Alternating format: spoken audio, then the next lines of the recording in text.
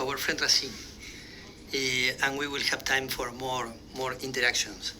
So, the African Agriculture Watch is also using AI, a satellite-based platform, but helping policymakers and farmers to anticipate food security. Big topic, because it's not just remediating, it's anticipating, and to respond proactively. Adaptation, no, to mitigation of the impact, if you want. And in what ways the platform ensures that the small farmers, the smallholder farmers and local communities can access and act on real-time data. Because one thing is having this available, but then you need to bridge the gap, no? High-tech analytics and on-the-ground decision-making. So it's like, I don't know, I am lost sometimes listening to all the opportunities we have with AI. Imagine maybe a farmer with 2 hectares trying to survive with the income of 2 cows and maybe some corn or whatever. What are the insights from there? Yeah, it's well. First of all, I think colleagues here already talked about how AI can be used, right, at scale. Now, here's the thing, though. It's even if you have the technology, you give it to a farmer. Idris talked about the digital literacy. That's one problem, but AI can help. Text to speech, speech to text, and so on. The thing is, farmers will never buy, from our experience, something that hasn't worked elsewhere. It's a too risky investment. Resources are scarce, therefore they need to make sure that my neighbor or the other neighbor has used AI and they see actual value in it.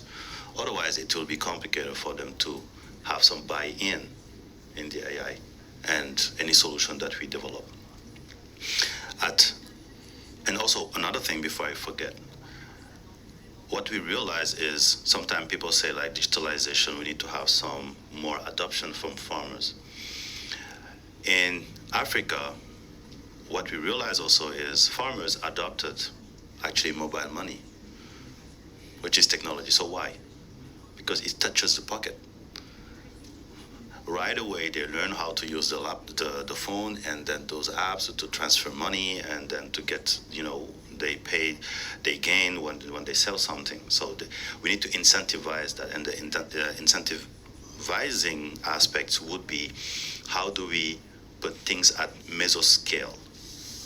What we did at Academia 2033 within a project that we call Derpin is let's bring that technology at the farmers' organization, equip them with organizational skills, and train them into using those AI skills and tools. Then from there, they will disseminate the information. So what we did is to make sure that they take ownership of the product, and then from there, be the gateway or the bridge between whatever we are developing with the farmers.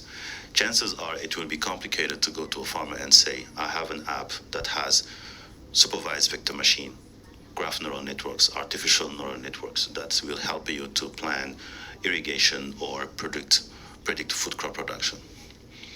Chances are probably I lost most of this room. So sometimes when you go to the farmers, it might be a bit complicated. So there is that last mile that we need to bridge in terms of innovation. I think we talked about it with Atlas the first day, where we realized that actually innovation doesn't have to be sophisticated. How do we translate that information and work with the farmers? Now, one last aspect that I would like to mention, you mentioned mitigation and adaptation.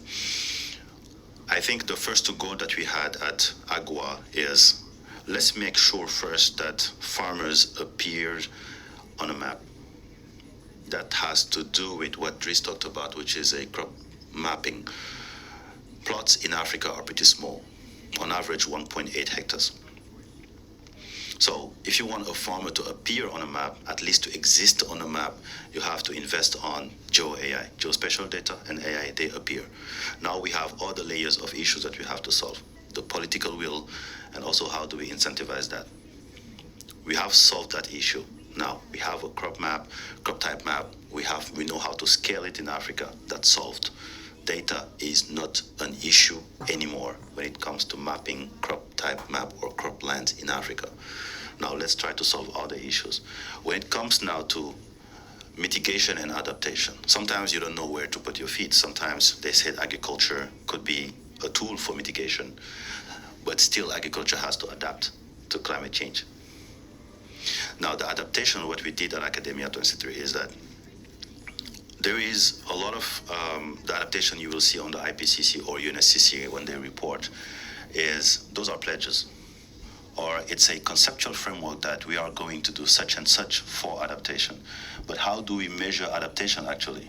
If I decide to use, for example, agroforestry, am I able to measure who and where is using agroforestry as a way of adapting to climate change? Are we doing crop diversification? Are we using different schemes of water optimization use? For example, those metrics could be measured with Joe AI. So we develop what we call Gamma.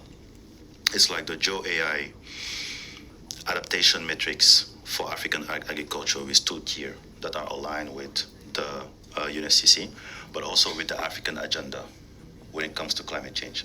So there we measure phenological adaptation. We also measure management adaptation, and therefore practices also as well. And now we measure systemic adaptation. The goal is to use that first to target investment, provide minimal viable return, guarantees when it comes to return on investment.